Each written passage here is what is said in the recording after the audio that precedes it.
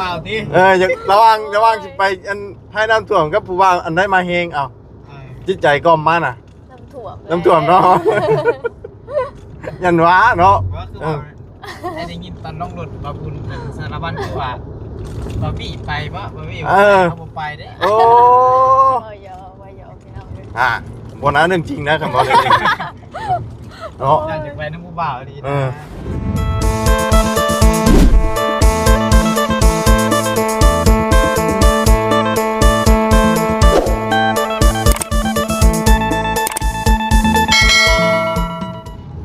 มืดมาได้เหมือนเนาะ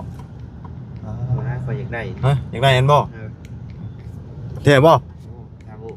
บ่จะได้เอิญบอกแล้วจอดนี่คำอยากได้นี่บอกเลยแพงเนาะเอาบ่น้องชาย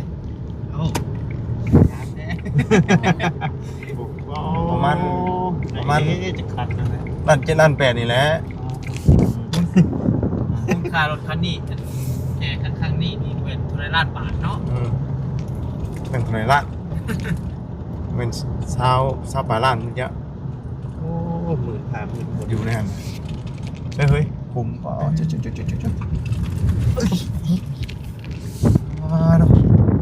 ไม่ใช่ตกกำลังมาฮอดยังไงน้องคำเฮดบ่นี่นะน้องคำเฮดเนาะบ้านน้องคำเฮดอันนี้ขึ้นเมืองชัยบุรีหรือเปล่าเมืองชัยบุรีไอ้เนาะน้องคำเฮดนี่น้องคำเฮดน่าจะเมืองชัยบุรีนะน้องคำเฮดเอาเดี๋ยววิดคุมก่อนหน่อยคุมมันลายเพราะบ่ทันหมูได้นี่เนาะหมูไปฮอดชัยแล้วบ่เห็นแต่ก้นเบิ่นนี่เนาะจอดหันบ่สิไว้สำไรหมดก็ตีไฟเดียวเลยจอดเพิ่นนะครับเดี๋ยวมาทันกันบ่จอดมันก็จอดเนาะจีด่าครับเอาสบายดีเด้อพี่น้องไอ้ปลูกข้างหลังเอาโอ้ยมื้อนี้มาเป็นพิเศษแบบว่าแน่หน่อยนึงพี่น้องไอ้เนาะบ่ได้เคยพ่อจักเทื่อได้เอานี่ไม่บ่ได้เคยไปหาแต่ว่ามื้อนี้มาแบบหมู่โตเลยมาหาเองเลยมื้อนี้ฝึกบารมีแล้วมื้อนี้เนาะมื้อนี้น่ะฮู้อยู่เพราะว่าบาบี้น่ะแล่นก่อนแล้วเพิ่นให้บาบุญแล่นน้ำหลังพี่น้องเอ้ยแล่นตามบาบี้เนาะแม่นบ่น้องโบเล่นตามผู้ชายเลยพี่น้องไอ้น้องโบเนาะกะไปน้ำกันมื้อนี่ไปน้ำกันหลายคนเด้บ่าวนี่เรามาจังจ้ะบ่าวนี่เรามายังโอ้ยสบายดีเด้อจะมายังมาจุดค่อยมีอันว่านางเอกอยู่นี่ได้มื้อนี่น่ะแม่นนางเอกใส่ค่ารถเลยนางเอกคือเจ้าน่ะใส่ค่ารถเลยแม่นนี่แหละน่ากินอยู่นี่แล้วมื้อนี้อวยมาพี่เนาะเอาเห็นได้ซะเพราะว่าสิไปนำบาร์บี้บัดยังพากันจอดยังนี่น่ะฮะถามจีน้อยก่อนยังบ่ได้มาบ่ซะรถคลิปก่อนแสดงว่ายังเฮาตามยังบ่ทันเพิ่นเฮามาก่อนจีน้อยทั้งก้นขรถยันเราบ่ทันขรถเหยียบมากายซัสิกายช่ำบ่นี่น่ะกายซับโอ้กายบาร์บี้ช่ำเนาะโอ้ยเอากะถือว่าเป็นครั้งแรกเนาะที่ได้พบพ่อทั้งน้องเพิ่นพี่น้องเอ้ยยังบ่ทันได้เข้าไปจ้าเทื่อเนาะมีแต่ทั้งหมู่ครูเนาะเข้าไปคือว่านะเฮาบ่ได้อยู่พี่มาเลยหามาแล้วบ่มาแล้วแล้วจอดก้นนี่บ่เอาทาบูมาน่ะแม่นบ่ไล่ได้อย่างได้ทาบูกินนี่บ่ได้แต่บ่ไล่เดี๋ยวที่ถึงเลข10ตื้อแล้วที่ชื่อวิโก้เจ้าก่อนวิโก้เอานะวิโก้ก็เอานะเสียวิโก้เฮาให้เจ้าก่อนเอานี่ก็เอาอีม่อมด้วยซะอีม่อมก็เอาหมดบ่อีม่อมเอาแม่คัน11ล้านน่ะ11ล้านมันใช้11ล้านเอาอยู่เวียงถ้าสิพาไปเอามันเอามื้อนี้เลยบ่มันขับได้เลยบ่เฮ้ยนี่เด้มาได้นี่ครับโอ้คนกายเฮาเนาะใช้เพิ่นลืมชื่อเฮาเพิ่นไปเพิ่นได้ไปชงเวียงพุ่นน่ะเนาะ มาเพราะว่าเพิ่นข้ามมาแต่ไทยเด้ เนาะ เนาะเอายังเพิ่นไปส่งทางนี้เด้หรือว่าทักแขกทางหยังนี่บ่ พวกพอเฮาบ่ ไปส่งกันบ่เออ พอแล้วเจ้าของเหรอ เออ เหมือนตำหุ่งฮะ เลิกว่าดิเนาะ เออ เราเปลี่ยนอาชีพเอง ตำบักหุ่งเนาะก็จังหน่อยเนาะก็ได้นะฮะ อ่า อาชีพมันคงไหนเนาะ เสพอยู่ได้นะ เพราะว่าอาชีพแปลว่าค้าขายนี่โอ้ได้เงินไหน เดี๋ยว ไปคือเฮาบ่ได้เงินได้ได้เงินได้เสียเงินเติมน้ำมันเด้ตัวนี้น่ะ เอาอีดีก็ได้บุญตัวนี้น่ะเนาะ เดี๋ยว ทำบุญพร้อมกันมื้อนี้ก็ไปนํกันหลายคนไปอนาทางแขกเนาะแขกขมวนไปเมืองหนองบกเลยเนาะ แม่น แต่ว่ามื้อนี้มีทั้งน้องโบพี่น้องกันเนาะมานำกับน้องบัดไซแล้วก็แฟนสาวพี่น้องเอ้ยกำลังสิแต่งงานกัน เดือนใดว่าสิแต่งทั้งนี้นะ ฮะ เดือนใด มันยังบ่ฮู้ว่ามือใดเดือนใดอ่ะยังบ่ทันได้เว้า อ่า ใหญ่มันยังบ่ได้ไปร่วมกัน บ่ โดยไปถามเบิ่งซื่อ ให้ถาม ฮะ ให้ถามเจ้าบ่ บ่ผู้ใหญ่ ย่อเนาะถามมันกันมีสองแบบเด้ แม่นบ่ อาจารย์ได้ยินไผว่าพาเว้าบ่ต้าว่าเขาก็ถาม ไหวแม่ไหว ถามมัน ค่อย นึงอ่ะคือแบบใดอ่ะ คำค่อยนี่แสดงว่าได้อยู่ร่วมกันแล้วเนาะ คำว่าค่อย ถามนี่นะ เดี๋ยวยันว่าถามอยู่บ่แม่นผู้ใหญ่กับ ยันชุเจ้าถามกันเดี๋ยวนี้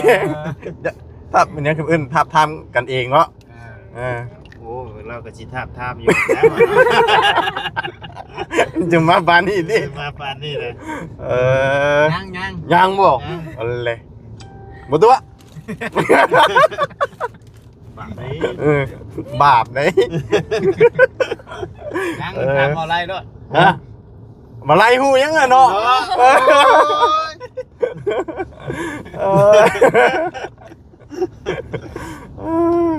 เอาเนาะหยอกกันพี่น้องเอ้ยมันพอได้หัวเนี่ยพอบ่ง่วงนอนเว้นอย่างได้ขับรถบ่ได้เว้าบ่ได้หัวอยากนอนเด้ นี่เอาคนละคันครับนี่แข่งกัน สีเทา เอาแคปโพดอ่ะครับ อามนี่หน่อยเนาะ ข่อยนี่ยันหมูวิทย์แถวนี่อยู่ข่อย ฮะ ยันหมูวิทย์แถวนี่ตกคลองแถวนี่แหละเขาเกียร์ยังบ่เป็น อ๋อเดี๋ยวมันก็เป็นอย่างมันนั่นมีเนาะ คันมีบ่ยากเนาะ มันบ่มีนี่นะมันบ่เป็น รถตอกเจ้าหาแล้ว แต่เก่าไม่สิติดเป็นดิมันอะไรยังโอ้แต่ขับรถไทยเขายังขึ้นยากอยู่เลยเพิ่นติดนี่ใดนี่ว่ะ แท็กซี่จำเดียวเบิ่งใดไปเบิ่งใดเนาะ โอ้ข่อยได้ถ่ายมาใหม่ติดได้แต่ข่อยก็บ่ได้อันเอาเบรกลงข่อยตบเลย ผ่าน หมุนป่าเป้าครับ นี่นั่นแล้ว คนมาเลยบ่นี่ คนมา เลยเด้นี่ ยามันเห็นได้ซะเนาะของก็มีแต่ของเฮงจ้ะเนาะบ่เป็นหยังเนาะมันบ่ได้มีพวกนั้นปานใด ไม่ได้ปวดเหี่ยวก็บอกเด้อคือเห็นว่ามีแต่บอกไอ้เปิดน้ำ สบาย ไอ้อดมาไว้เนาะยันเก่าน้ำ ยังฝนตกเพิ่นยัง แต่ว่าใช้ใช้ได้อยู่เนาะว่าสิเจ้า แต่ว่า เนาะ มันเคยใส่ได้เกลือ ได้อยู่เนาะเบิ่งกระโตคือสิได้อยู่ดอกใช้ก็ได้ บ่ได้ก็สิยืดนะ เฮานี่บ่ได้แล้วเฮาต้อง 2x พุ่นได้เฮาสิได้ซะเนาะบ่อยข้างหลังมีแต่คนตัวน้อยๆอ่ะนะ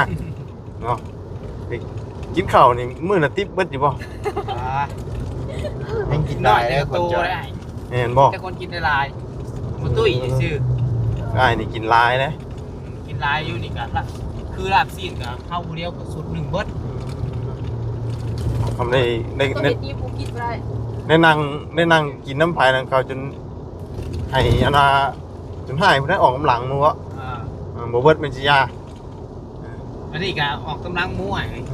กินชากินบ่ทันหมู่ โอ้กินไว้ผมได้นี่ ครับแข่งอยู่ โอ้ว่ากินไว้เลยยิ้มไว้แล้วนะคำใหญ่นะ แล้วเข้าไปหาน้องไอ้ขายกอยที่นี่เขาเกือบให้แล้ว เกือบแล้วให้ก็ได้มาแล้วนี่ จะกินข้าวนี่วะ ได้มาแล้วนี่แล้วสุดยอด แล้วก็นั่ง แม่วะ ที่ผู้บริโภคเนาะของเรา ตก มาเท่านี้ฝนตกพี่น้องเอ้ย บริทั่วได้ฝนเนาะ ฝนตกอุทุฟ้า บ้านมันยังแดดจ้างๆอยู่ แม่น โอ้ย โอ้อึ๊บโอ้ตายเนาะ ไฟไทย หอบย่องเลย อึ๊บอึ๊บปึ๊บปึ๊บปึ๊บเริ่มงับแท้เนาะ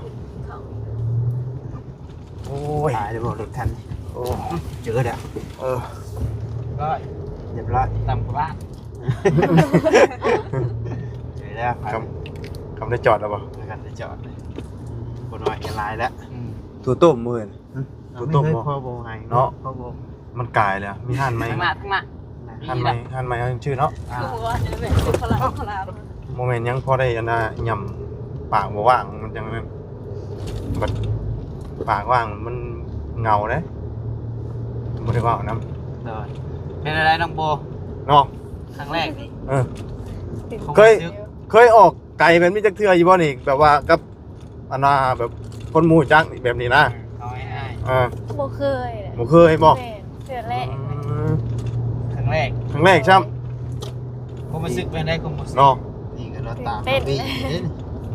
ความรู้สึกตอนนี้เนี่ยอยากตามผู้บ้าบ่วันนี้ไหน เดี๋ยวไปแจกเงินก็ยังเป็นน้ำเปล่าที่ อยากระวังสิไปอันให้น้ำท่วมกับผู้บ้าอันได้มาเฮงเอาจิตใจก็มาน่ะ น้ำท่วมเนาะ ยันว้าเนาะ ก็คือว่าได้ยินตอนน้องรถบาบุญเป็นสารบัญคือว่าบาบี้ไปปะบาบี้เขาไปได้ โอ้ วายอพี่น้องเลย บนนั้นเรื่องจริงนะคำบอกเรื่องจริงเนาะ อยากจะไปน้ำมูบ่าวดีนะ ใช่กี่นี่คือเอื้อยจนไอ้โทรนำมาขึ้นรถน้องบี้ไปนำบ่ โอ้คำเอื้อยบรึงไหวนำไปพูดเล่นเนาะ ก็ยอมน้องเพิ่นที่เรา เอาเนาะกำลังเป็นครูจิ้นพี่น้องไงเนาะกับน้องบี้จับผู้ใส่กัน แต่ว่า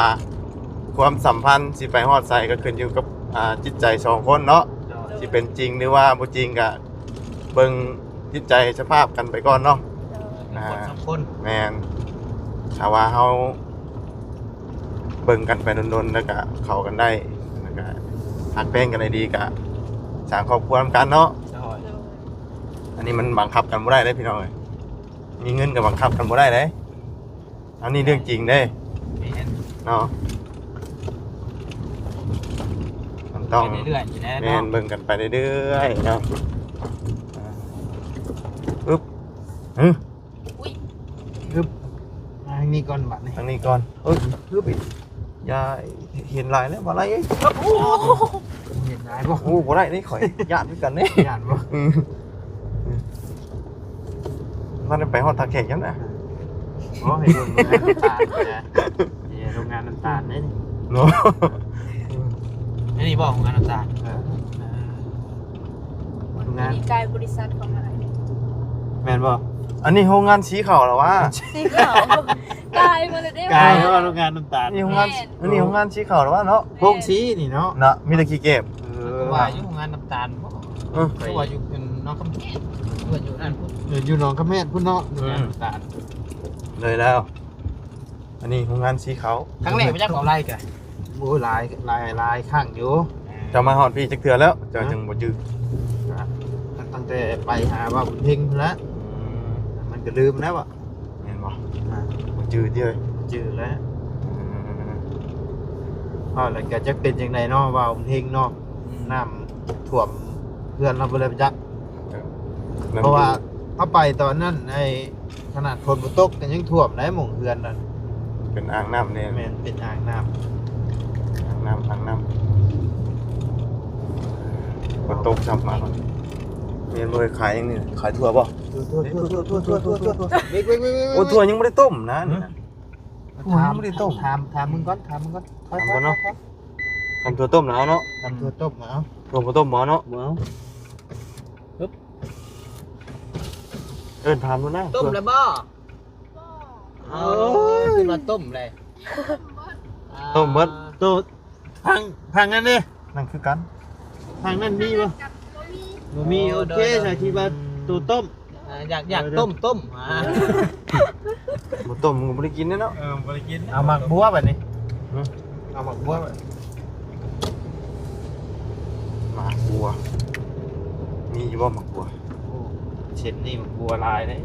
เย็นป่ะ นี่รถบาร์บี้ละมาเช็งอะไร แน่เนาะ จีตูดแล้วเนาะมันเนาะ จีตุดเราเลยก่อนพอเรามีแห้งเนี่ย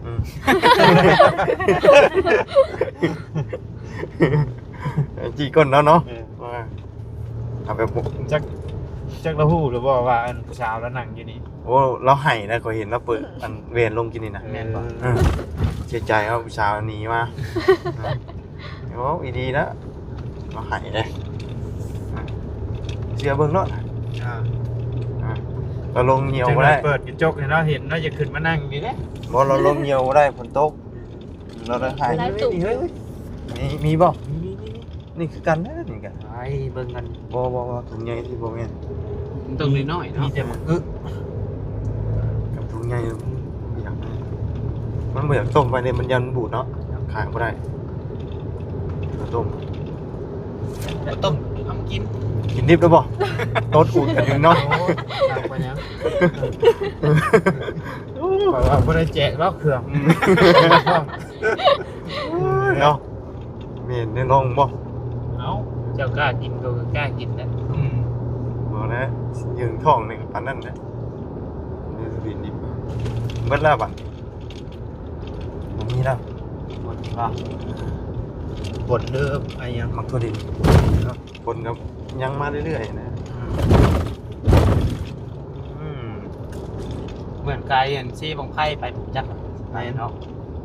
กายบอกดีว่ากายเข้าไปว่าจัง หน ได๋ องบุกมันกระแทกนั่นเลยเนาะ บ่ได้ยินแต่ชื่อนะบ่เคยเข้าไป ซี่บังไพ่เฮาก็ได้ยินแต่ชื่อแต่ว่าเห็นอันหมูลง บาตะ ได้ บ้า ยิ น น เพิ่นน้ำท่วมอยู่ ได้ยินแต่ว่าเมืองหนองบก อันนี้บ่อันเพิ่นมาขายอุขายเองอันเพิ่นเว้าอ่ะอุเองเมืองหนองบกนะบ้านหนองบกแม่นบ่ จังว่าเลย โอ้โหตัวนี้ เนาะสมัยเพิ่นขายอุขายเองเพิ่นว่าโอ้อุเองบ้านหนองบกเมืองหนองบกนี่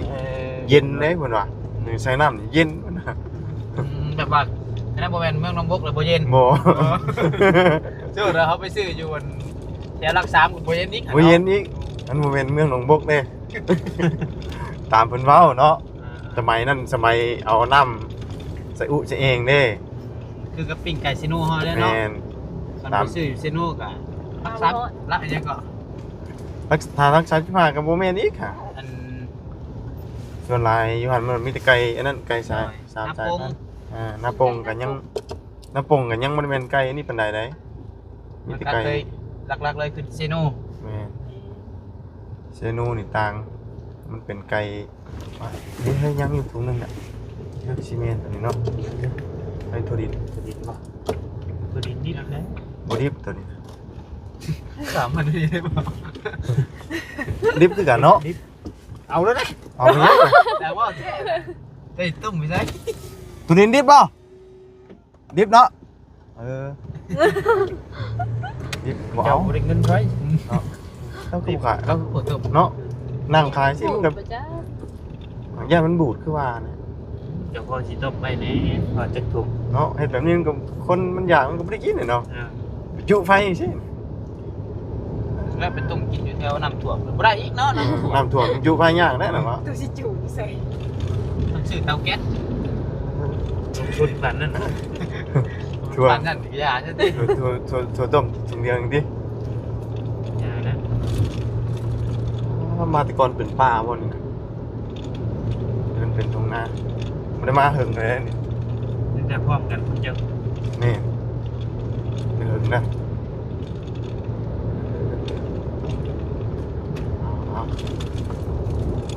ยังอีกไกลเด้อนี่ ตามมาใช่ บ้านเกิดตกกะไซบุรี อันนี้บอก เมืองไซบุรี ใส่บุรี ยังฮอดที่อันบ้านเครือเขากาดอันนี้บอก นะ มีบ้านเครือเขากาดไว้อยู่นี่กัน เครือข้าวกาดจะมีบ่อยู่ที่ จังไหม นี่เขาอ่านเมื่อกี้นี่ แม่นบอก เอ๊ะ เอารถตึก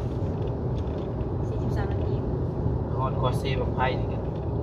แบบชั่วโมงนึง จังหวะกัน3 โมงเนี่ย4, 5, 6, 7 โมง 8 โมงจะได้ออกมามั่ว คำในได้มื้อนี้เนาะ ทำได้ห้อง นอนคำเลยนี่เนาะ ค บ่ายโซ ำเพื่อร่วมกันเนาะเพื่อร่วมกัน น้องโบลาบรวดไป เนาะ ครั้งแรกนะ เอาไปว่าเราบ่อยากไปใช้น้ำเลยได้เนาะ เราไปพายเรือบ่ อ่า จึงว่าได้นะที่สิบพายเฮ้ยจังจิ้วเพื่อไอ้สิเรือลมเนี่ยยิง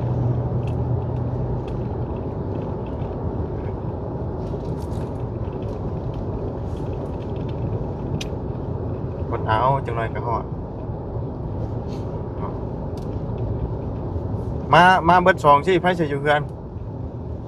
บ่มีใครเพื่อนนอกจากผู้เฒ่ากับผู้เฒ่า บ่ โดย อ๋อ แม่เฮาก็เฮ็ดเวียกกลางคืนส่วนนี้ก็ เราเฮ็ดเวียกเกี่ยวกับหยังน่ะ อายุงานจะสูบปันใบยา เออ มันจะมี2กะเห็นกะเช้ากะแลงแยกกัน เป็นเงินเดือนเด้นี่เนาะ โดย บ้านหมักนาวได้เลย เห็นบอก อันนี้บ่อันเพลงขึ้นชื่อเอิ้นสาบานมักนาวหันเป็นบ่สาบานเบิ่นอยู่นี่เด้ บ้านเบิร์นเขาในพุ่น อันนั้นแน่น่ะมันมีอันห้องเพลงของมาอยู่ได้แต่ละบ้านน่ะ เช้า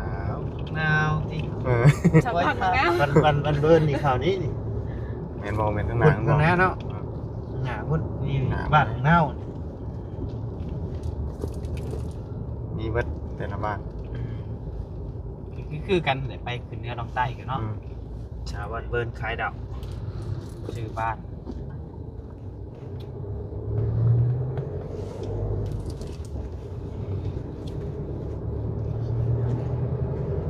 มีตลาดบ่ มีงานยังไงงานหมอดสไลเดอร์นิดหน่อยป่ะ อ่า ลูกจักรพุ่งกันไป สรุปแล้วเฮาบ่เคยตามหลังหมู่อันนี้ เอาแล้ว ฮะ เอาแล้วเอาจอดเดือยเลย แม่นเฮาจอดอันนั้นเนาะ จอดมักตุรินบ่ได้ใช่ สามหมอกเลยยังไม่ได้กินเนี่ย ต้องเล่นนะบัดนี้จ้ะบ่ทันหมู่เด้นี่เนาะ เล่นกันโอเคแล้วใช่ ไปเดี๋ยวจังใดก็พุ่นแหละมีโอกาสจังสิได้ไปเยี่ยมยามอยู่เฮือนเด้อ โดย มื้อนี้มันบ่สะดวกปานใดพี่น้องเนาะขับรถบ่ได้ถามน้องเพิ่นคักปานใดอีหยังก็ได้ เบิ่งทางมันสิบ่เบิ่งทางมันจะมันตกคลอง นี่แหละ เนาะ ในบางท่าน หายเลยเนาะหาชี ชื่อ วิต ยัง เล ไม่ ย ได้ผัวอะไรไม่ยากซ้ำ โอ้ได้เอากระโปรงกันนั่นแหละเนาะเนาะ ว้าวนี่เนาะ ลูกเอายังน้อยเยอะ ไม่หมอนี่ว่าลูกกันบ่น้อยแท้ เนาะลูกกันน้อยก็น้องโตแล้วนี่ลูกชาปีนึงเนาะตัวเฒ่าเลยนะตัวเป็นจังเนาะลูกก็เลี้ยงดูแลตัวเองได้เลย โอ้แม่กับ2คน อ้าวเป็นยังเนาะเอาที่ลูกยังน้อย กินนมอยู่บาดนี่ว่าในนั้นยังเพิ่นว่า3คนเพื่อนตายบ่ คนเดียวนะหัวหายแม่นบ่ เลย 2คนน่ะกลับบ้านสบายบ่ บ้านเบิร์น แม่นบ่ คนเดียวหัวหาย2คนเพื่อนตาย อืม 3คนสบาย5คนรอด มีหยังเนาะป้าจ้ะจังไดก็ล่ำลาแล้วพี่น้องเนาะพบเจอกันผู้ใดมองน้ำท่วมน้ำหยังไหนบ่ฮู้ว่าสิเป็นจังไดเป็นจังไดในสถานที่เฮาก็ยังบ่ทันฮู้เนาะฮู้แต่ว่าทางนั้นเพิ่นก็เตรียมรอต้อนรับอยู่จังไดไปแล้วอยู่ดีมีแฮงเบิดสุขทุกคนเนาะ ไปสบายดีเด้อ ไป